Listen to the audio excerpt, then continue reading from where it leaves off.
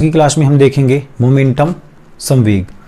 तो संवेग है किसी वस्तु के द्रव्यमान और वेग का गुणनफल। ठीक है, संवेग क्या है? किसी वस्तु के द्रव्यमान और वेग का गुणनफल। मतलब संवेग बराबर लिख सकते हैं, संवेग बराबर द्रव्यमान गुणे वेग, द्रव्यमान गुणे वेग, इसका गुणनफल कहलाता है संवेग। तो संवेग के लिए एक चीज आवश्यक है कि वस्तु गतिमान होनी चाहिए। ठीक है, वस्तु यदि मोशन पर है तो ही हम संवेग कहेंगे। यदि वस्तु रेस्ट पर है तो केवल और केवल उसमें द्रव्यमान होगा, और द्रव्यमान जब होगा तो द्रव्यमान को हम अकेला संवेग नहीं कह सकते। संवेग इन दोनों से मिलकर बना है, इन दोनों का प्रोडक्ट है संवेग। ठीक है, तो अब संवेग को समझने से पहले हम ये चीज देखें कि अब चूंकि द्रव्यमान अलग अलग हो सकते हैं किसी भी वस्तु के, तथा वेग भी किसी वस्तु के अलग अलग हो सकते हैं। तो पहली चीज, संवेग पहले किस पर निर्भर कर रही है? द्रव्यमान पर।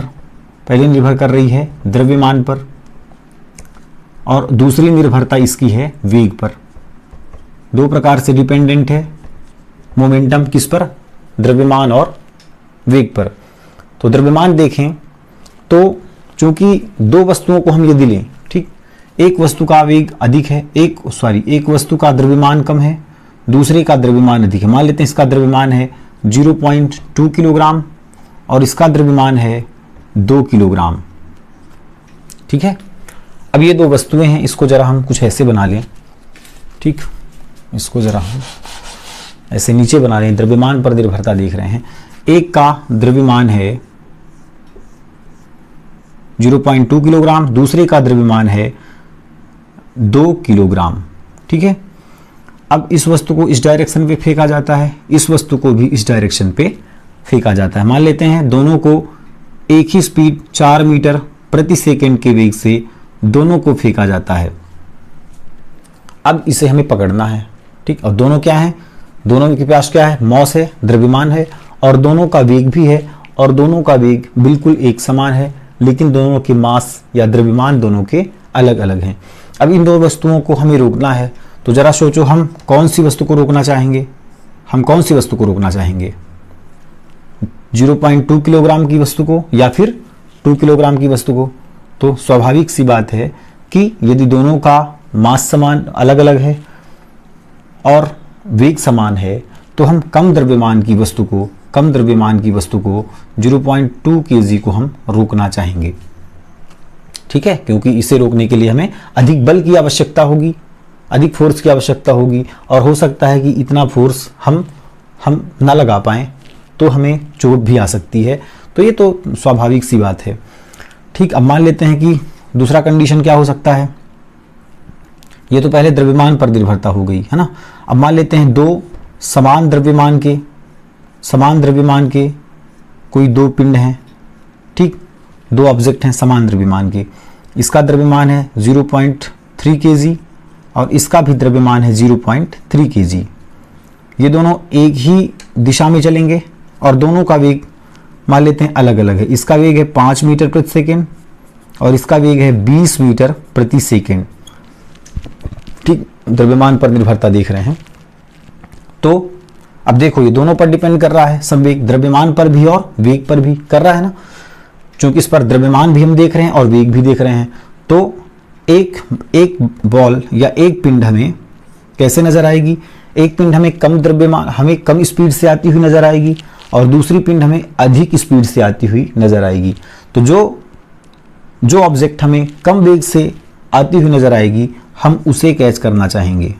ठीक है ना, हम 0.3 kg के द्रव्यमान को कैच करना चाहेंगे, लेकिन किसको? जिसका स्पीड क्या है? कम है, जिसका स्पीड 5 मीटर प्रति सेकेंड है। अधिक स्पीड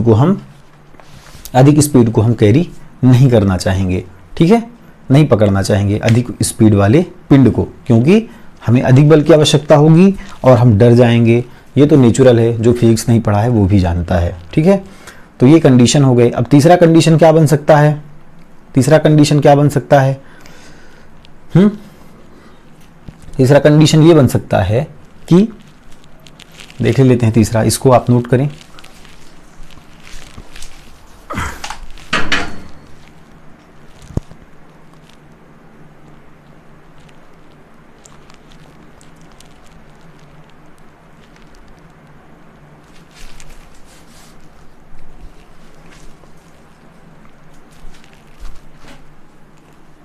ठीक, लिख लिए।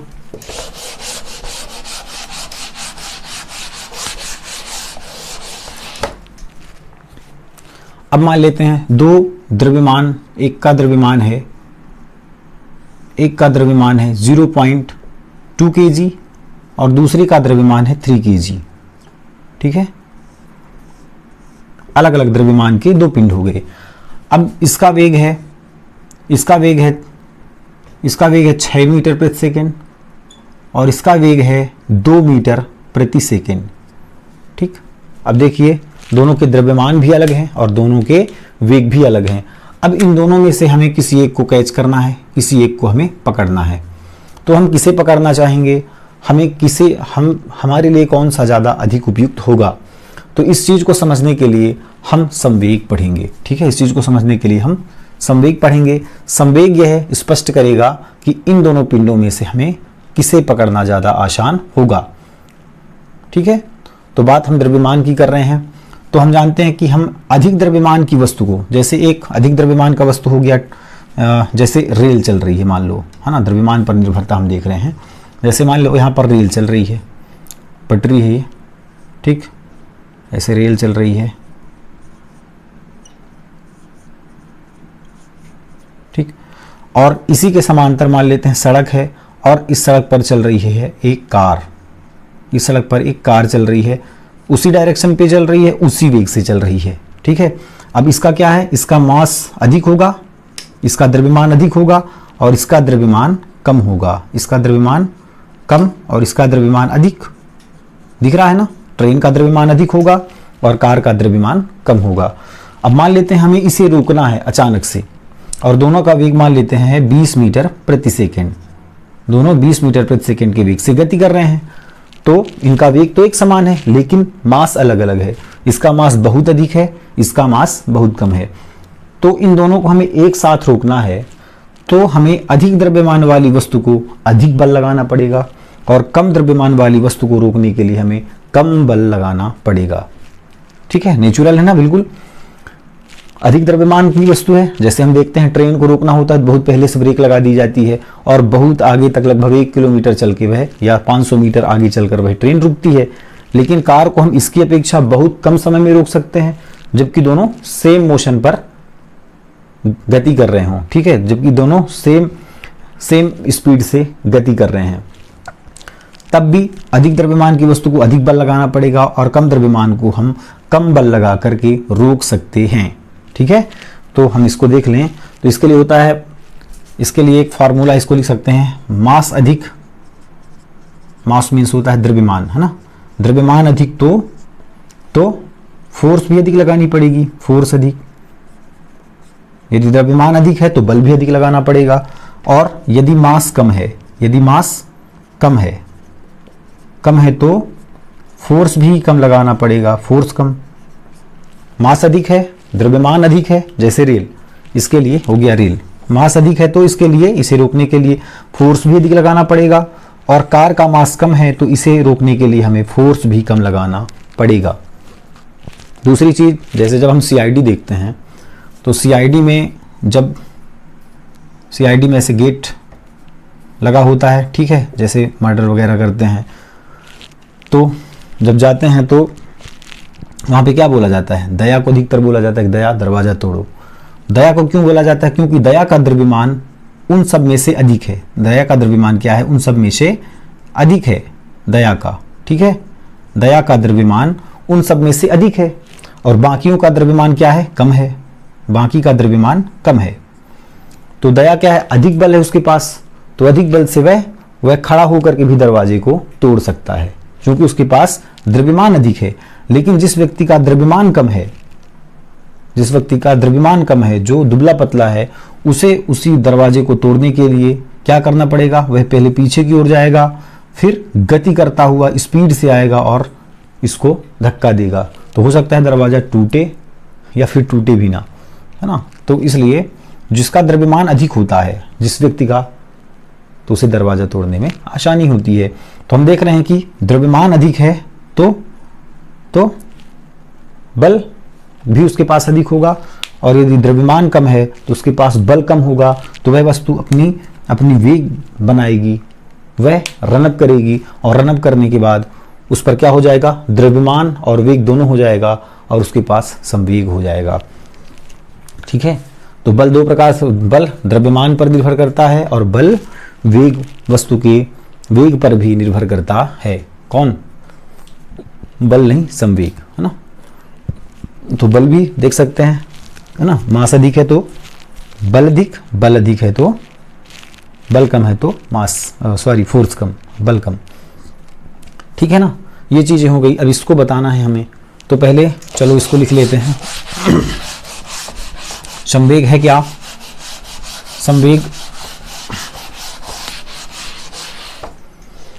संवेग कैसी राशि है?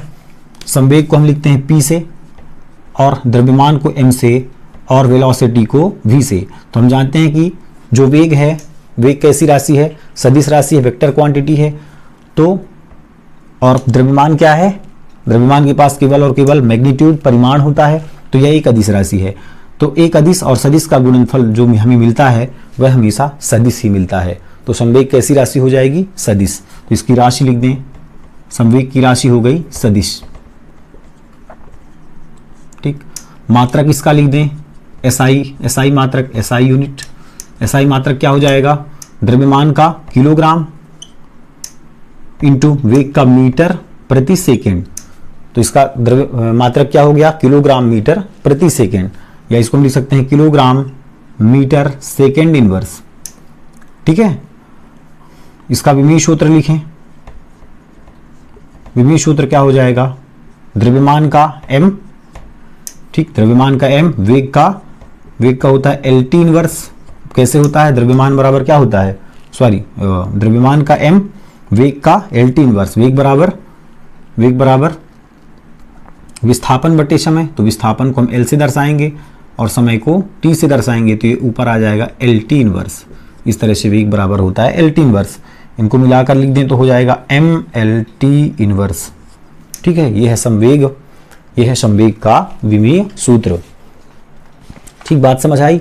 और संवेग एक सदिश राशि है। इसकी दिशा किधर होगी? जिधर वेग की दिशा होगी।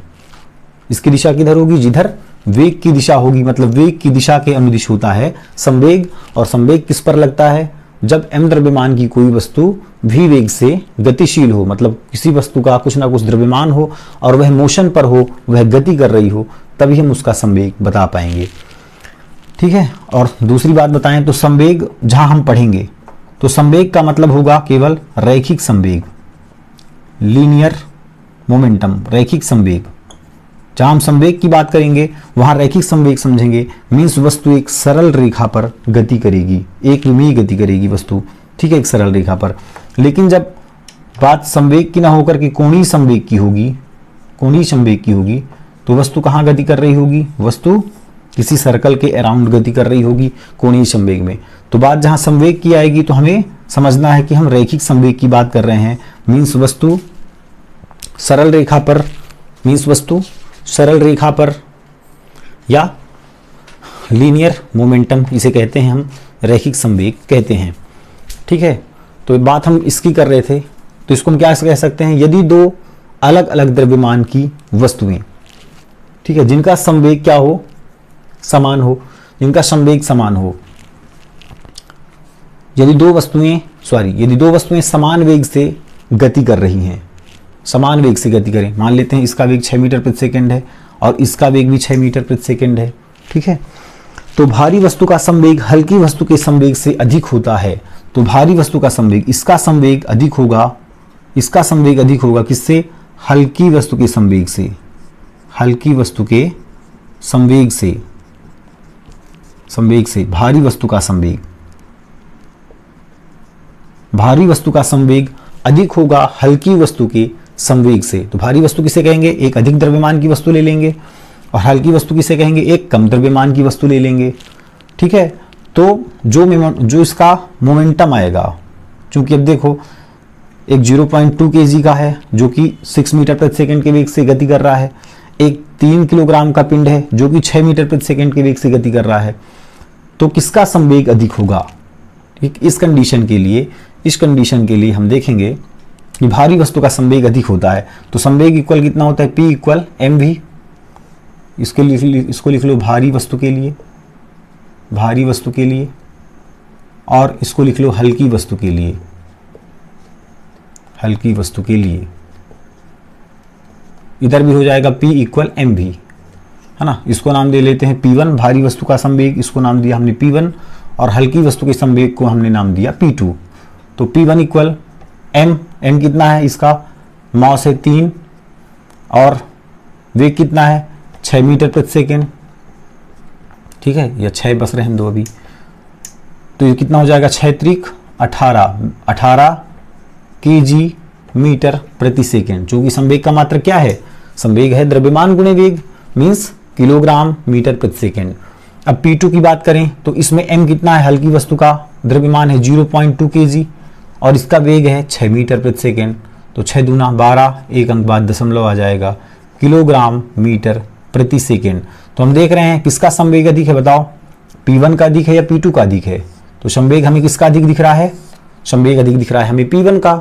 P1 का मान 18 किलोग्राम मीटर प्रति सेकेंड है, और P2 का मान 1.2 kg मीटर प्रति सेकेंड है। Means P1 is greater than P2, means भारी वस्तु का संवेग हल्की वस्तु के संवेग से अधिक होता है। ठीक है, मान लेते हैं 2, जैसा कि हमने बताया भी था, 2 अलग अलग द्रव्यमान की वस्तु, 2 अलग अलग द्रव्यमान की वस्तु, एक हो गया ट्रक, दूसरी हो गई कार। यदि ये समान वेग से गति करें, इसका वेग भी उतना हो, इसका वेग भी उतना हो, है ना, तो संवेग किसका अधिक होगा, जिसका द्रव्यमान अधिक होगा, जिसका द्रव्यमान अधिक होगा। चूंकि वेग तो दोनों बराबर हो गए, अब जिसका द्रव्यमान अधिक है उसका संवेग अधिक हो जाएगा। ठीक है, तो ये है संवेग। आज की क्लास में हमने संवेग देखा, कल हम देखेंगे न्यूटन की गति का द्वितीय नियम।